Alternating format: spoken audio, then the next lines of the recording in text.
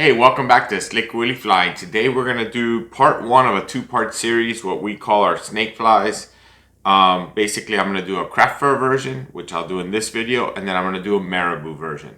I love them both. They both have their qualities of why I like making both, and super great, super simple, very few materials, great, super effective ties. I tied this one. Again, I'm a South Florida guy. I fish the inshore mostly. I walk beaches. I walk canals. You know, that kind of fishing. So when I tied this fly, that's the idea that I was targeting. Those kind of fish, those kind of scenarios. So for materials, I'm going to use, and this one I use two colors of craft fur. I use tan and white, and then I use the marker to make the barring. So instead of making it exactly like this, because I like to have a little variety, I'm going to do three colors. I'm going to throw a little bit of black in the middle just to give it that little contrast. I'm still going to use a white dragon tail.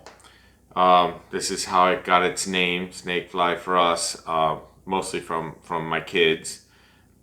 Super simple. So basically, I'm gonna put a little bit of flat braid gold on the shank of the hook because it's gonna be a hollow tie, and it probably will show through a little bit.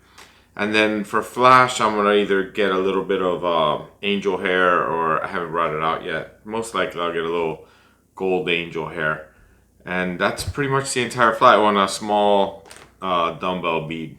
So I say we have another sip of our coffee because it's very early in the morning, and change the camera angle. Don't forget to hit the like and subscribe, and let's tie this fly.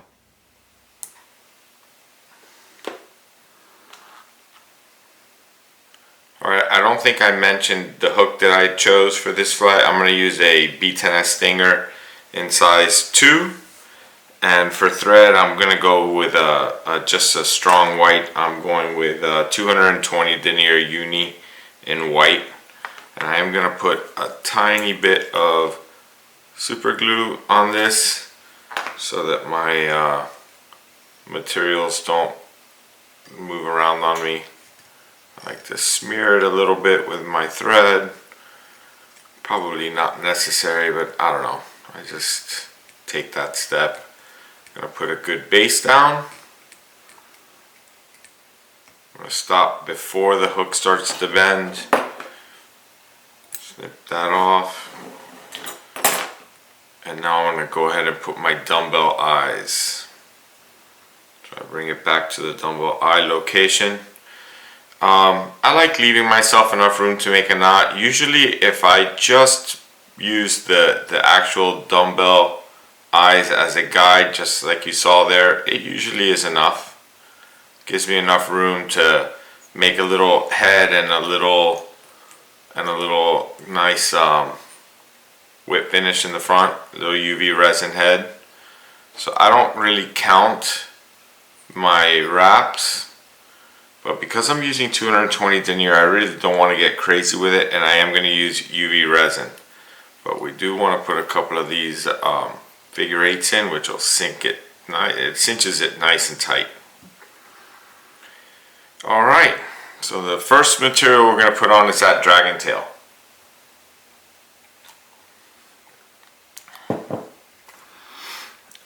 Sometimes the dragon tails, I get the smalls. I never get the big ones, but they're exactly the same, and they have this little end, and a lot of times I find the ends to be too long. I want the dragon tail to sit where it starts to expand. I want that sitting right at the bend of the hook.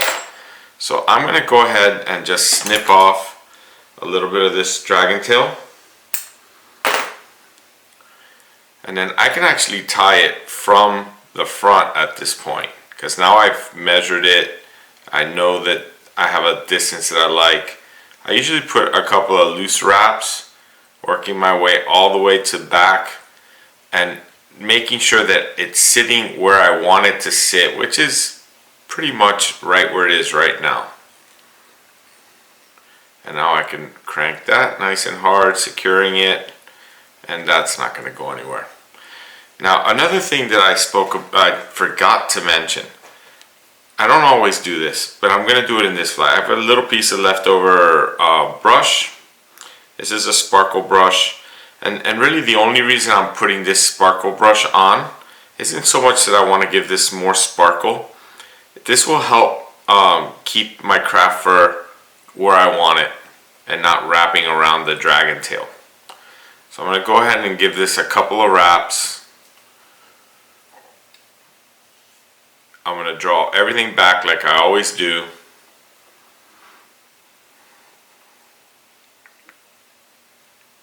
You don't need a lot. Just gives you a little bit more flash. You can use literally any color you like. I happen to like the gold, and now I know that the rest of the flash for this fly is all going to be in gold, not silver. Just because I had this little brush left over. Just trying to get all the fibers as best as I can going in the right direction here.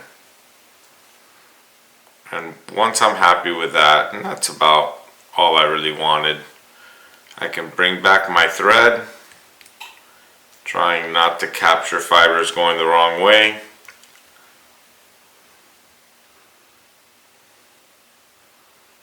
And capture that. Now don't forget that a brush, if you decide to use the brush, a brush has got a wire core, which means you need to use your wire cutters or you will damage your good scissors.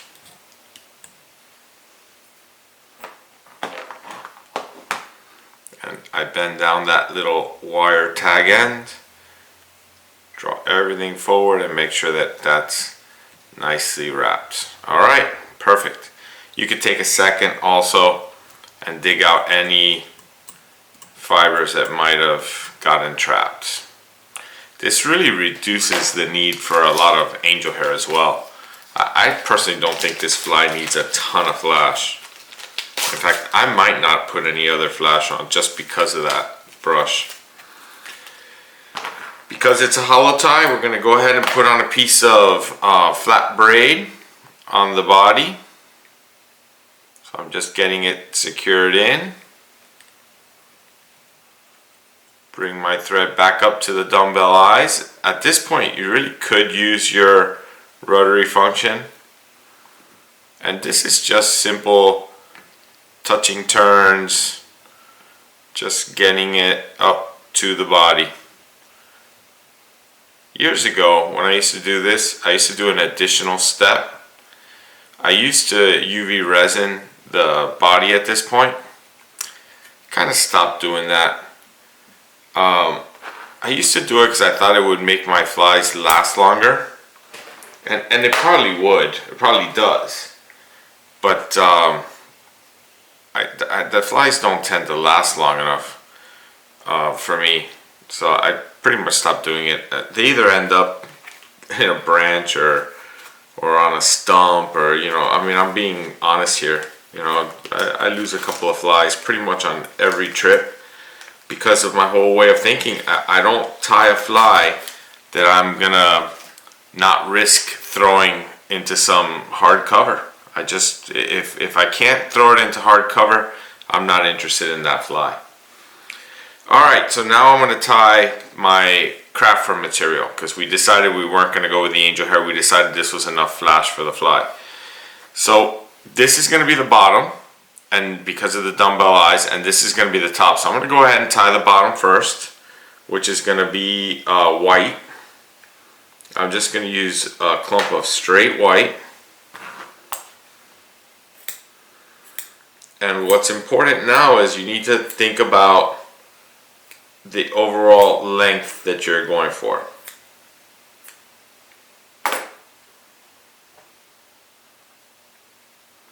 So the first thing I'm going to do is I'm going to go ahead and remove all the shorts.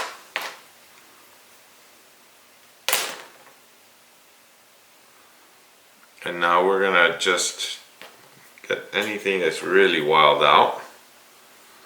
So now I've got a good length.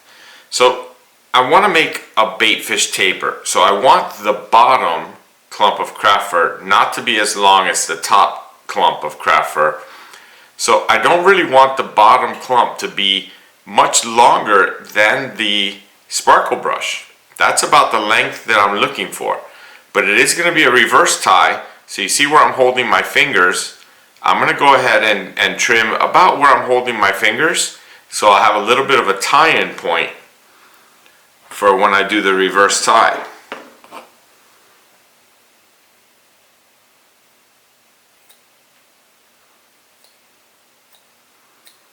Now I do this way for a couple of reasons. Number one, it gives me a cleaner tie-in. And number two, I don't want to build an enormous amount of body right behind the eyes. So I'm just going to give this a couple of loose wraps. Going to make sure that the white is only on the bottom, just like that. And if I'm happy with that, and I am, I could trim this just a little more. Gotta be really careful when you're trimming now. But that's pretty much about all I'm gonna trim. Give it a couple of hard wraps, and that's pretty much perfectly gonna stay on the bottom of this fly. So now I'm gonna turn this upside down.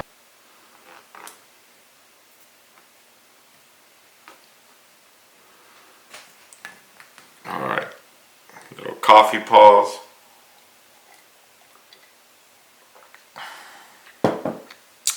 Alright, so you need to think about, this is a reverse tie.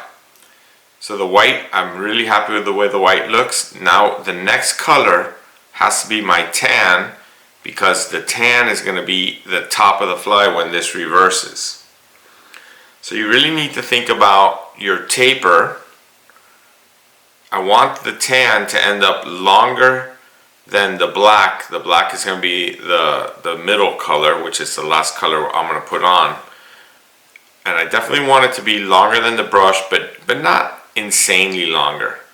So I think that length right there looks good. Give this a little trim.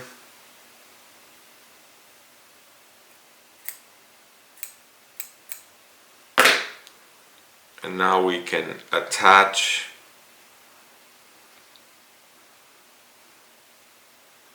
I had it trimmed so nicely, and then I switched hands and it got a little out of shape. We're gonna say that that's okay.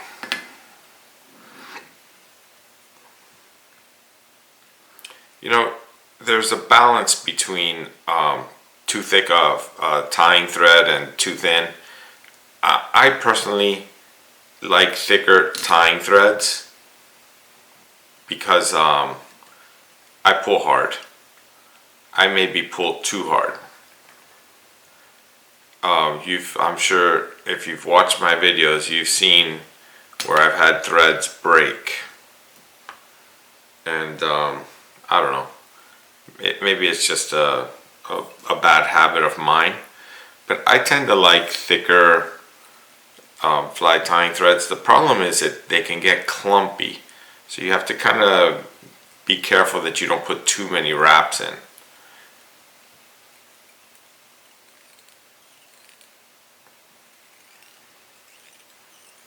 Okay, I think that came out good, and you see it's longer than the white. So now we're going to put in the last color, and this is the easiest because now you have your tan, and you don't really want it to be longer. It's not longer, it's not really shorter, it's kind of perfect right there. So I'm going to go ahead and I'm just going to go ahead and tie this in right on top. Same process again.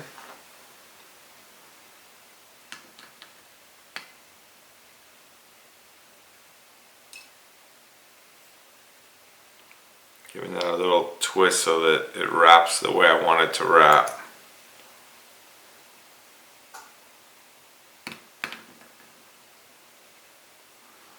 That first little wrap that I just did right there, it's a little awkward, and I just kind of throw it over and then I grab it. But it's really important that the colors end up where you want them. And you can always come in after, like I'm going to do right now, and give this a little trim.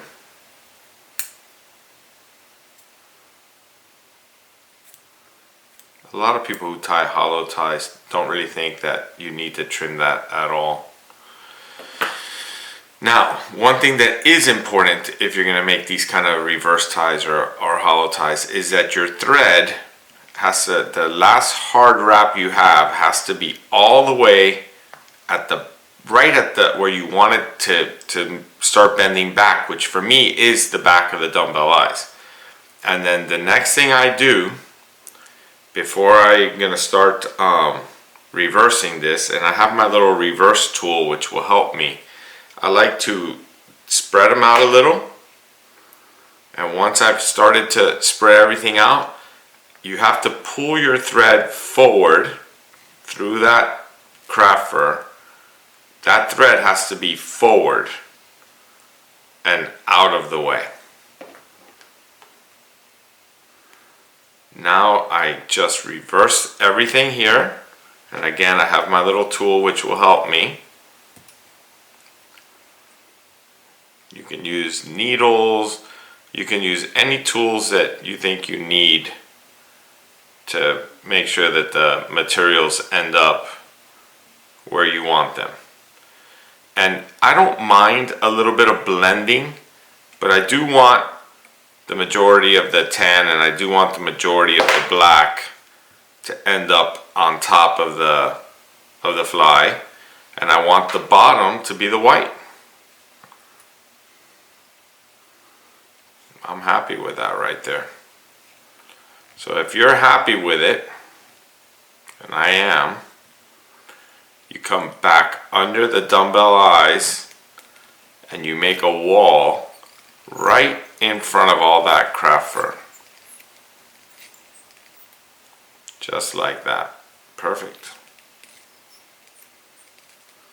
And you come back under, and now it's just a whip finish. Unless you wanted to color your thread, which I'm not worried about that in this fly.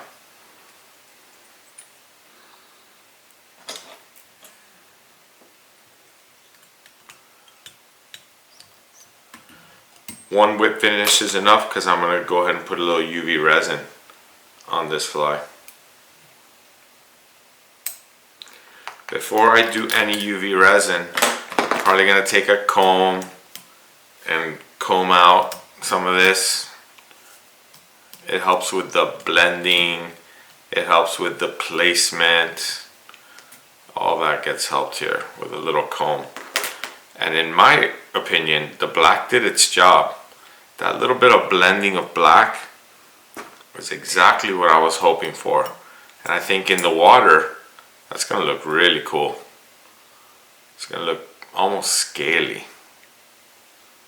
It came out great. Really happy with that.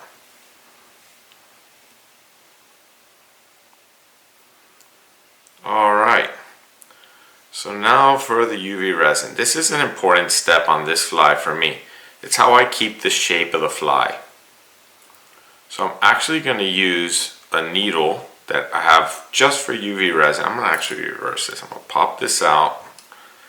We're going to reverse how the fly is sitting in the vise. Make my life a little easier for the video.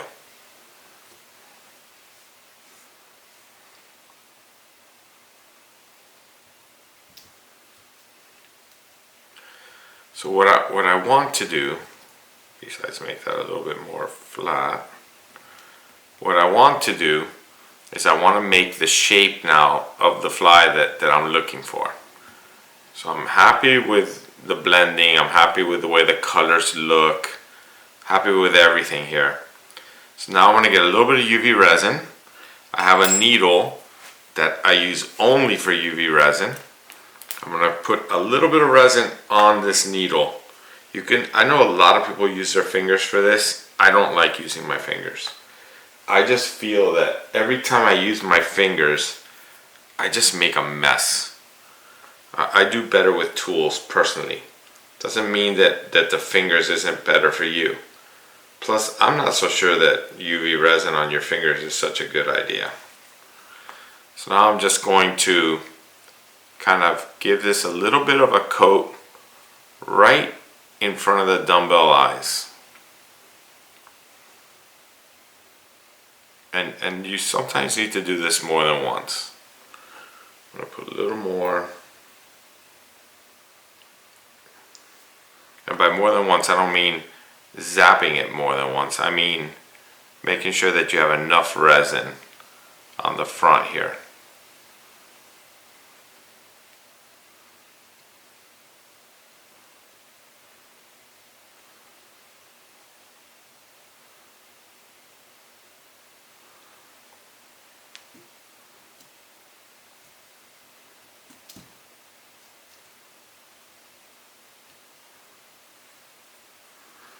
Don't worry what it looks like right now. You have to get the resin on there.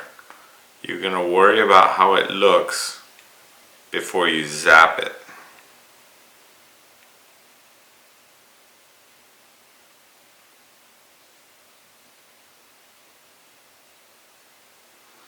Okay, so now I've got resin on the front of this fly.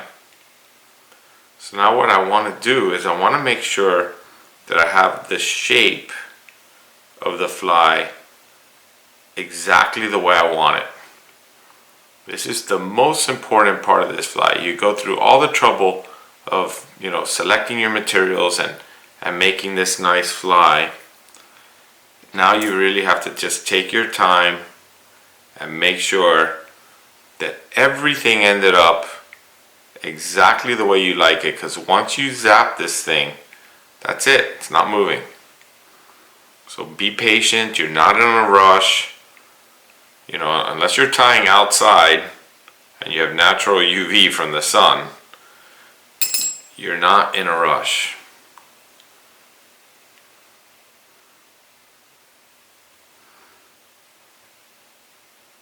I personally like the way that looks. I get my lamp, and now I zap it, keeping my fingers as much as I can out of the lamp. I don't know if this is true or not, but I've heard that women who use the same kind of technology for their fingernails are developing skin cancer on their fingertips. And some people think that it might be from the UV lamp. I don't know if that's true. I don't know if it's not true. So there's no reason for me to put my fingers in there. So I just kind of keep my fingers out. And that's the fly.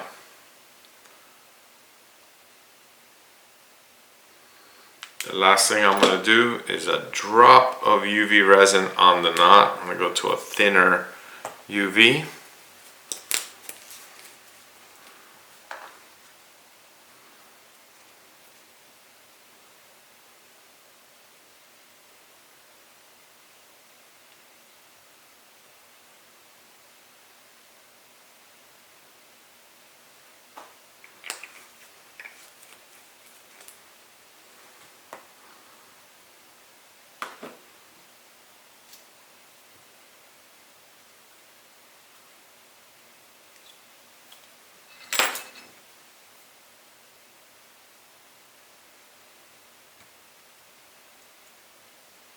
Again, just making sure everything ends up where I want it.